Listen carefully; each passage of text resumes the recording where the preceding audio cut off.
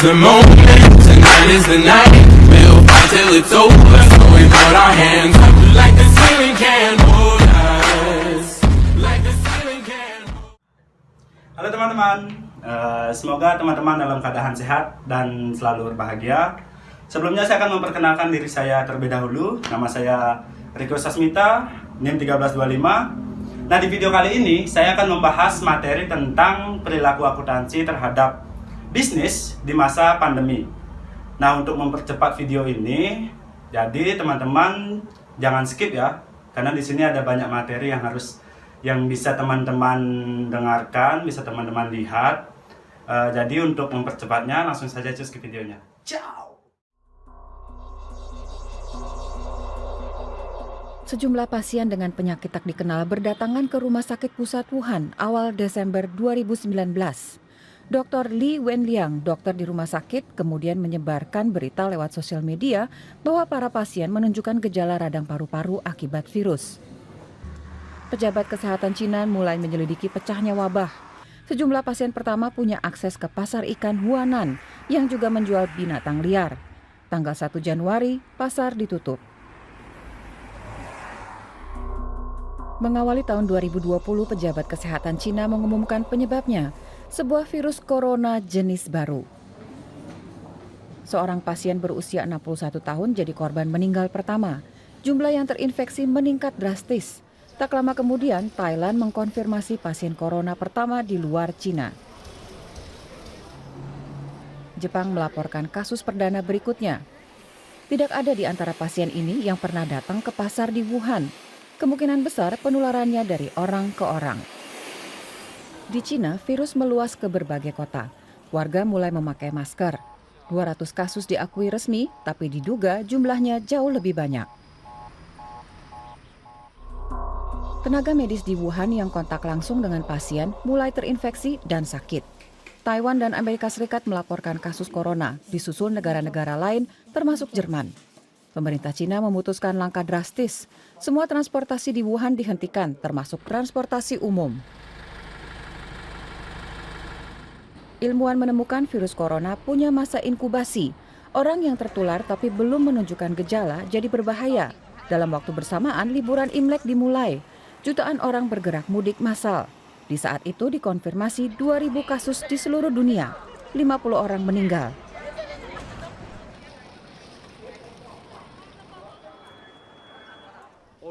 WHO menyatakan wabah sebagai situasi darurat kesehatan global dan menyerukan tindakan terkoordinir internasional. Awal Februari, Wuhan tetap ditutup total. Semua provinsi di Cina daratan melaporkan adanya kasus corona.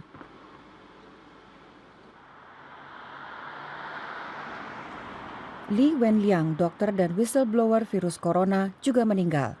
Satu dari banyak korban lain.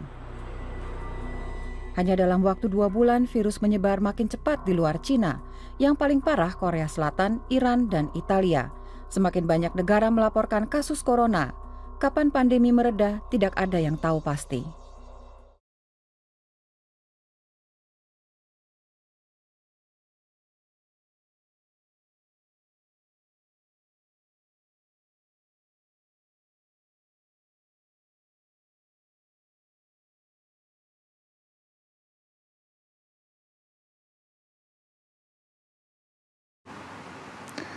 Ketika penyebaran pandemi COVID-19 meningkat, perusahaan mengalami kondisi yang sering dikaitkan dengan penurunan ekonomi secara umum, yaitu volatility pasar uang dan erosion market value, kredit macet, kekhawatiran likuiditas, peningkatan intervensi pemerintah lebih jauh, peningkatan pengangguran, penurunan tingkat konsumsi konsumen, peningkatan tingkat inventaris, pengurangan produksi karena penurunan permintaan dan keterbatasan pasokan bahan baku, pemutusan hubungan kerja dan restrukturisasi kegiatan lainnya. Kelanjutan dari keadaan ini dapat memiliki dampak negatif yang berkepanjangan pada kondisi dan hasil kinerja perusahaan. Di masa pandemi sekarang ini, banyak perusahaan besar maupun kecil yang mengkhawatirkan laporan keuangannya karena ekonomi yang melambat akibat pandemi ini. Pandemi ini berdampak signifikan terhadap laporan keuangan, terutama dalam berbagai aspek. Yang pertama itu, pendapatan perusahaan yang menurun diakibatkan daya beli masyarakat yang melemah. Yang kedua, pengukuran persediaan. Yang ketiga, gaji karyawan. Yang keempat, perubahan kurs pada laporan keuangan. Dan yang terakhir, yang kelima, ada laba perusahaan yang pastinya akan mengalami penurunan. Yang pertama itu ada pendapatan perusahaan yang menurun diakibatkan daya beli masyarakat yang melemah. Penurunan daya beli masyarakat di masa pandemi ini sangat mempengaruhi pendapatan perusahaan. Penurunan daya beli ini diakibatkan oleh pemutusan hubungan kerja sebagai dampak pandemi COVID-19. Hal ini menyebabkan ribuan karyawan kehilangan penghasilannya. Namun, perusahaan berharap dengan insentif dan juga berbagai bantuan yang diberikan kepada masyarakat oleh pemerintah mampu meningkatkan kembali daya beli masyarakat yang melemah. Yang kedua itu ada pengukuran persediaan. Persediaan diukur pada nilai terendah antara biaya perolehan dan nilai realisasi bersih atau NRV. Dalam lingkungan ekonomi yang sulit, perhitungan NRV memiliki tantangan tersendiri dan diperlukan pengawasan tambahan pada tanggal pelaporan. Jika tingkat produksi suatu entitas rendah secara abnormal, seperti di masa pandemi sekarang ini, mungkin perlu meninjau kembali penetapan biaya persediaan untuk memastikan bahwa biaya tetap yang tidak teralokasi diakui dalam laporan laba rugi pada periode tersebut. Selanjutnya itu ada gaji karyawan. Selain tingkat daya beli masyarakat yang menurun yang diakibatkan oleh pemutusan hubungan kerja oleh pihak perusahaan, tingkat daya beli masyarakat juga dipengaruhi oleh penurunan gaji karyawan. Untuk menyeimbangkan aktivitas perusahaan yang menurun, banyak perusahaan yang mungkin memutuskan untuk mengurangi jumlah pegawainya. Tentu saja, keadaan ini akan berdampak pada pengukuran imbalan kerja di perusahaan. Selain itu, pada kisaran bulan Mei, perusahaan juga telah membayar tunjangan hari raya atau THR, yang tentunya nantinya akan berpengaruh dalam likuiditas perusahaan. Dalam PSAK 24 telah dijelaskan tentang pengukuran likuiditas, dan tentu saja nantinya dampak pandemi ini akan dipertimbangkan juga. Yang keempat, ada perubahan kurs pada laporan keuangan. Pandemi yang menyerang dunia berdampak pada pertukaran mata uang negara terhadap dolar, salah satunya Indonesia. Di negara kita, kurs rupiah terus melemah pada saat pandemi.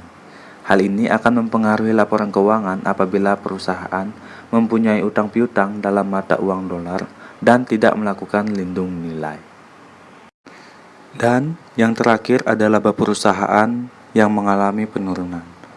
Laba perusahaan pasti akan mengalami penurunan seiring dengan penurunan daya beli masyarakat, beban utang yang harus ditanggung oleh perusahaan, banyak barang yang sudah usang dan bahkan expired sehingga tidak bisa dijual lagi, dan bahan baku yang mengalami kerusakan. Sejalan dengan perkembangan situasi pandemi global virus COVID-19, Dewan Standar Akuntansi Keuangan Ikatan Akuntan Indonesia atau DSAK-IAI menyadari bahwa ketidakpastian yang dihasilkan dari pandemi ini dapat secara signifikan mempengaruhi pertimbangan atau judgement entitas dalam menyusun laporan keuangan. DSAK-IAI memutuskan untuk menerbitkan publikasi ini sebagai petunjuk khususnya bagi entitas bisnis dalam mengaplikasikan standar akuntansi keuangan atau SAK yang berbasis prinsip untuk penyusunan laporan keuangannya. SAK yang berbasis prinsip tersebut memberikan ruang bagi entitas dalam menggunakan pertimbangannya untuk menyelesaikan permasalahan akuntansi yang timbul akibat pandemi COVID-19. Namun, kemungkinan penggunaan pertimbangan tersebut tidak dapat disalahgunakan oleh entitas untuk pada akhirnya menghasilkan laporan keuangan yang tidak merepresentasikan secara tepat posisi dan kinerja keuangan entitas yang sebenarnya. Demi menjaga konsistensi penerapan SAK, DSAK-IAI memutuskan untuk memberikan petunjuk mengenai penerapan standar-standar tertentu yang relevan dengan dampak dari pandemi COVID-19. DSAK IAI juga telah mempertimbangkan publikasi serupa yang diterbitkan oleh Dewan Standar Akuntansi lainnya, misalkan International Accounting Standard Board atau IASB dan Malaysian Accounting Standard Board atau MASB. Yang pertama itu ada PSAK 8, peristiwa setelah periode pelaporan. Yang kedua ada PSAK 71, instrumen keuangan, penerapan awal pada 1 Januari 2020. Dan yang ketiga ada PSAK 71, instrumen keuangan, kerugian kredit expectation atau KKE. PSAK 8, peristiwa setelah periode pelaporan. Publikasi DSAK IAI ini bertujuan untuk memberikan petunjuk apakah pandemi COVID-19 merupakan peristiwa setelah tanggal periode pelaporan yang dapat mempengaruhi laporan keuangan 2019. PSAK 8 paragraf 03 mendefinisikan peristiwa penyesuai setelah periode pelaporan dan peristiwa non-penyesuai setelah periode pelaporan. Memperhatikan fakta-fakta berdasarkan lini masa yang telah terjadi, DSAK IAI memandang bahwa penyebaran COVID-19 di Indonesia bukanlah peristiwa penyesuai yang mempengaruhi penyajian jumlah yang diakui di laporan keuangan 2019. Entitas harus memastikan bahwa pengukuran aset dan liabilitas mencerminkan kondisi yang ada pada tanggal pelaporan keuangan. Namun demikian, PSAK 8 paragraf 14 juga meminta entitas mempertimbangkan asumsi kelangsungan usaha dalam penyusunan laporan keuangan jika entitas meyakini bahwa terdapat peristiwa setelah periode pelaporan yang sangat signifikan, sehingga dapat mengancam kelangsungan usaha di masa depan. Entitas harus menggunakan pertimbangannya apakah pandemi COVID-19 dapat mempengaruhi kelangsungan usaha entitas dengan mempertimbangkan semua fakta dan informasi yang relevan, termasuk program-program relaksasi yang diberikan pemerintah. Selanjutnya ada PSAK 71, instrumen keuangan, penerapan awal pada 1 Januari 2020. Publikasi ini juga bertujuan memberikan klarifikasi dan panduan dalam mempertimbangkan apakah pandemi COVID-19 dapat mempengaruhi perhitungan kerugian-kerugian expectation atau KKE dan expected credit loss atau ECL pada tanggal penerapan awal PSAK 71 pada 1 Januari 2020. Konsisten dengan prinsip umum dalam PSAK 8 yang dijelaskan sebelumnya, pengukuran KKE dalam PSAK 71 paragraf 5.5.17c mensyaratkan entitas mengukur KKE dengan cara mencerminkan informasi yang wajar dan terdukung yang tersedia tanpa biaya atau upaya berlebihan pada tanggal pelaporan mengenai peristiwa masa lalu, kondisi kini, dan perkiraan kondisi ekonomi masa depan.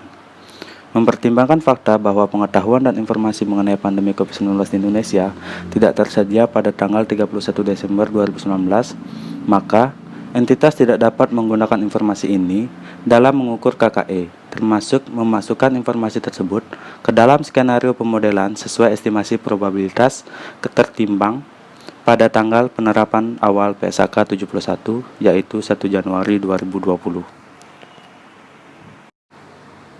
Selanjutnya, yang terakhir ada PSAK 71, instrumen keuangan, kerugian kredit expectation atau KKE. Publikasi DSAK IAI ini memberikan petunjuk bagaimana dampak dari pandemi COVID-19 terhadap perhitungan KKE pada tahun 2020, terutama dikaitkan dengan beberapa kebijakan relaksasi yang dikeluarkan oleh otoritas pemerintah. PSAK 71 menjabarkan kerangka kerja dalam penentuan jumlah KKE yang harus diakui.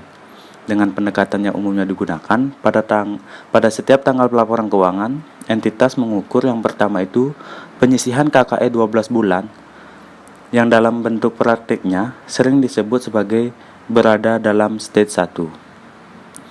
Untuk suatu instrumen keuangan, yakni risiko kerugian selama 12 bulan ke depan jika risiko kredit instrumen keuangan tidak meningkat secara signifikan sejak pengakuan awal PSAK 71 paragraf 5.5.5.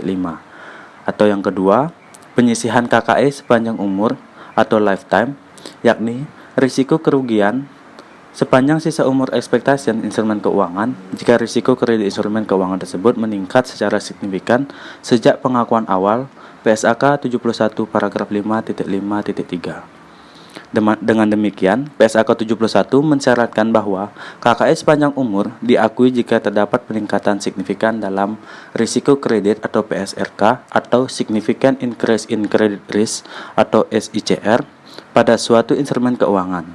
Penilaian atas PSRK mensyaratkan entitas untuk menilai perubahan risiko gagal bayar atau risk of default yang timbul selama umur expectation dari suatu instrumen keuangan. PSAK 71 paragraf 5.5.9. Nah, bagaimana teman-teman untuk videonya? Jika teman-teman sudah menyaksikan, jangan lupa di like dan komen. Nah, mungkin teman-teman ada saran atau masukan untuk di video ini atau untuk materinya biar ditambahkan nanti. Bisa ditulis di kolom komentar di bawah ini ya. Jangan lupa like, komen, dan It's subscribe. over, so we put our hands up like the ceiling can't hold us. Like the ceiling can't hold us.